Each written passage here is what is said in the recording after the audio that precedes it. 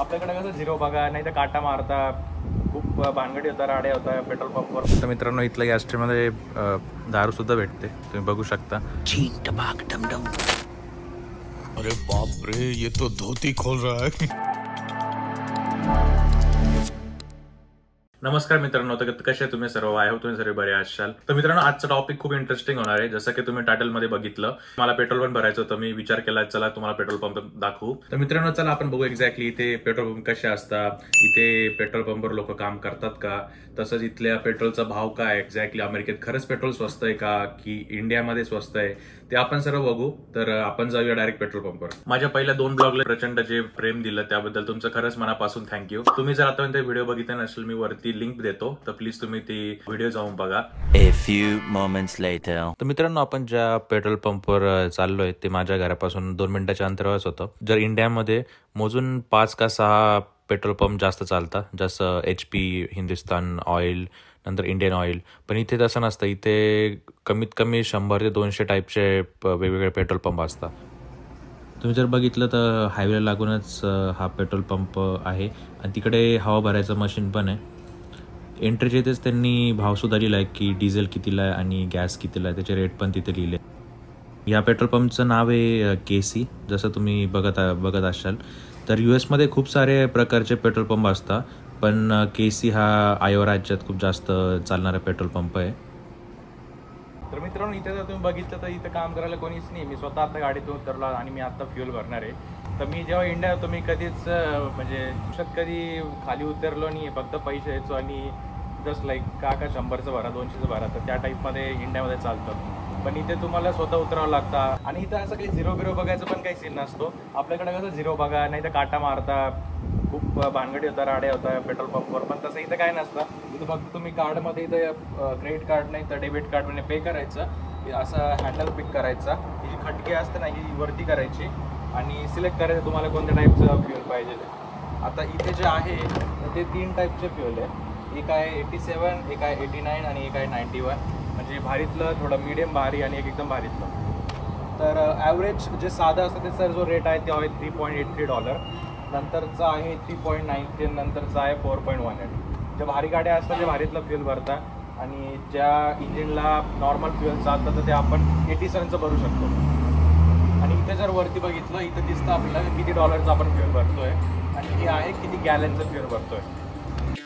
इथे usually petrol पंपला gas station का म्हणतात, कारण इंग्लिशमध्ये जे फ्युल असतं त्याला गॅसोलिन म्हणतात, म्हणून हे अमेरिकन लोक गॅस स्टेशन म्हणतात. थोडं यांचं वेगळंच सीन आहे जरा.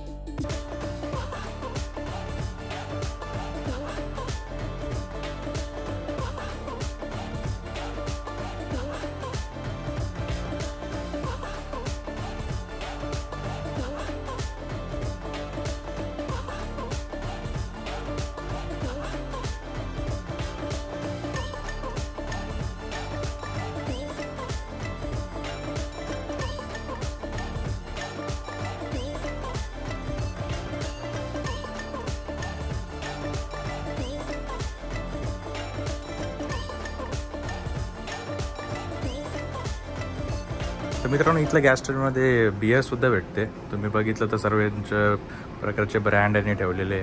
इंडियामध्ये जर यांनी ठेवली असते पेट्रोल पंपवर तर वाईन शॉपपेक्षा पेट्रोल पंपवर जास्त गर्दी झाली असती, मला असं वाटतं.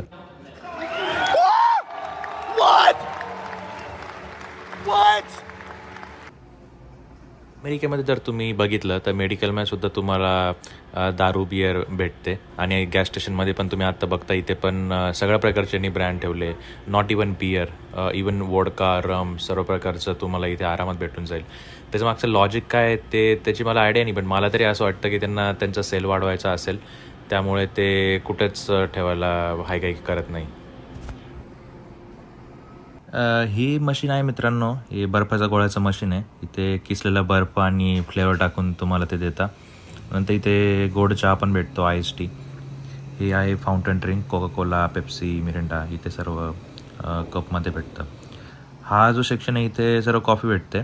इथे तुम्ही सिलेक्ट करायचं small cup, medium cup, large cup. नंतर मग तिथे वेगवेगळ्या टाईपच्या कॉफी असतात आणि त्याच्यामध्ये क्रीमर, शुगर ॲड करू शकता तुम्ही. आपल्याकडे जसं टपऱ्यांवर सकाळी सकाळी चहा पिता नाही तर शॉपमध्ये, तर इथे युजली अमेरिकन लोक गॅस स्टेशनमध्ये येतात आणि त्यांच्या दिवसाला सुरुवात करता. तसं बघितलं इथं मित्रांनो ATM मशीनसुद्धा आहे, तर तुम्ही आरामात गॅस स्टेशनमध्ये थांबून कॅशसुद्धा काढू शकता.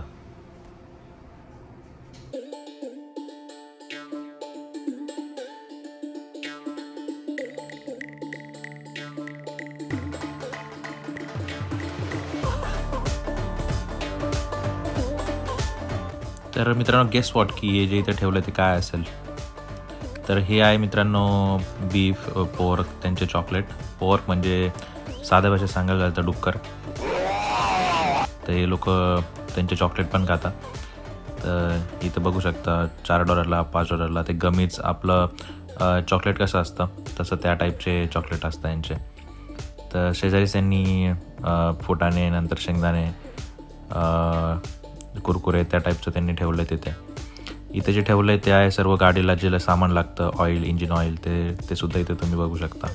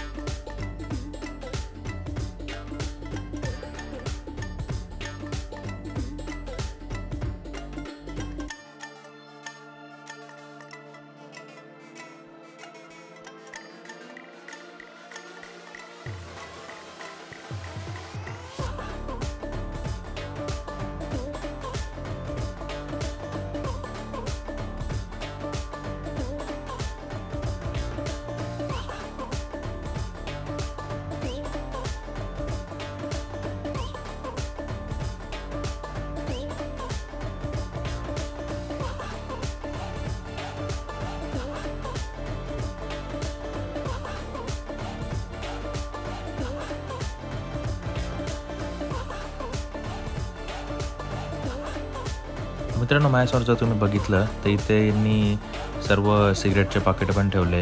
नंतर आता गुटखा त्याचे पण पाकिट ठेवले. तर इथे सिगरेटसुद्धा लिगली विकली जाते गॅस स्टेशनमध्ये. तर मित्रांनो कसं वाटलं तुम्हाला इथलं गॅस स्टेशन म्हणजेच पेट्रोल पंप? असा इथला थोडा विषय असतो, सीन थोडा वेगळा आहे इथला. तर मला नक्की तुम्ही कॉमेंट सेक्शनमध्ये कळवा इथल्या कोणत्या गोष्टी वेगळ्या आहेत की ज्या आपल्याकडे नाही आणि आपल्याकडे ज्या गोष्टी इथे नाहीये. तर मित्रांनो माझ्या चॅनलला प्लीज तुम्ही सबस्क्राईब करा.